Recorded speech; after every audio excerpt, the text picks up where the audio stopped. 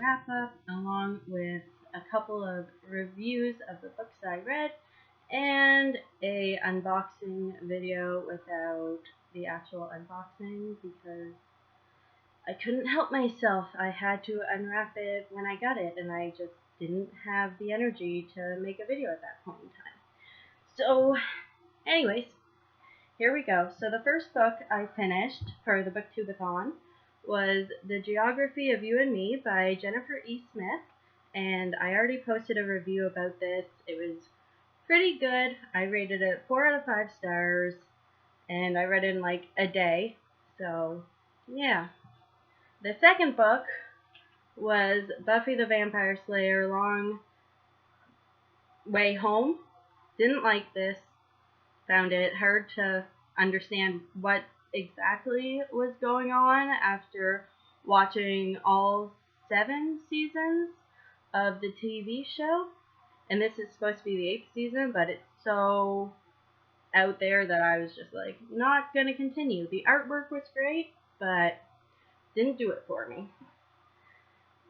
Now, my favorite book during this Booktubeathon was The Best of Me by Nicholas Sparks.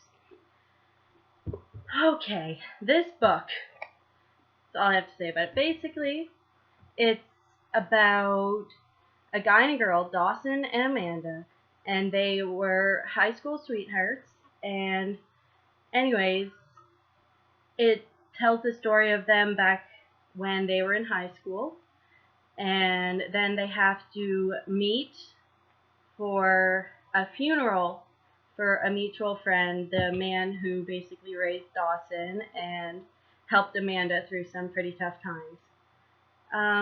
So basically, this book just, I cannot begin to explain the feelings of this book. Basically, they were really quite in love, and then her parents didn't think he was good enough for her because he came from a really awful family. They were all criminals in the family, and her parents didn't want her to have anything to do with him, and it was causing a lot of problems with her family, and she ends up asking him to move away with her, and he says, nope, that's not what's best for you. I'm just gonna go now. We should break up. And that was that. But he never stopped loving her, and she never stopped loving him, even though she ended up getting married and having a couple of kids. She never quite forgot him. And when they meet up, it's just a roller coaster of emotions. Like, I cried so much.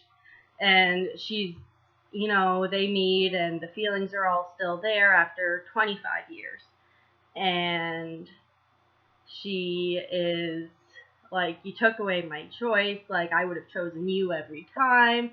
Like, why did you get the right to decide what was best for me? No, okay. Never, ever decide what is best for someone, because you do not know, okay? You don't know. Like, you don't know how someone is feeling. You don't know what their choice would have been. She chose him. Like, and after 25 years, the feelings are still there. Like, come on now. He loved her, and throughout the book, it's like, he's all like, man, I still love her. I'll always love her. And I'm like, dude, how hard would it have been to just, follow your heart for 2 seconds? Like, okay, I'm calm. But anyways, this book did have a kind of, in a roundabout way, happy ending. My favorite part was when she finally told him what was up, and, he asked her 25 years later to be with him, even though she was married with kids. And, anyways, I can't say any more without spoiling anything. But yeah, I gave this book 4 out of 5 stars. I mean, there were some parts with his family that I just didn't find totally necessary. Like, I realize that in the end it all ties together really well, but for those parts I just kind of skimmed them, and I was like, okay, let's go back to Dawson and Amanda. Let's see what happens here. And yes, the end of the book, all this stuff with his family is crucial information because of what happens at the end. So, that's cool. But anyways, I'm not going to ramble anymore. This book, amazing. You'll cry. Read it. Go. And for the unboxing, I have two ironic titles. Are you ready? Okay. So the first book I got, I've wanted this for years, and I couldn't find it anywhere for a reasonable price. And Book Outlet has really amazing prices. Like, I can buy 2 or 3 books for $20 or under, and the most expensive part is shipping. And if you don't use a coupon on your order, you get $5 off. So I got these 2 books with my last coupon. And the first one was How to Love by Katie Coutinho. And it's about this girl and this guy, and he ends up disappearing on her. And she turns out to be pregnant. And years later, when she falls in love with her daughter and everything is good and she's finally moved on, he shows up. And it's basically a love story about how these 2 people fall in love twice. And I'm really excited to read this. And the other one, this is funny, How Not to Fall in Love. And this is just a fluffy teen read. This girl's dad disappears on her. There's a lot of disappearing on people in the books I've been reading lately. And anyway, she meets this guy, and she's crushed on him for a really long time, and he finally notices her. So, and that's all I really know about this book. And yeah.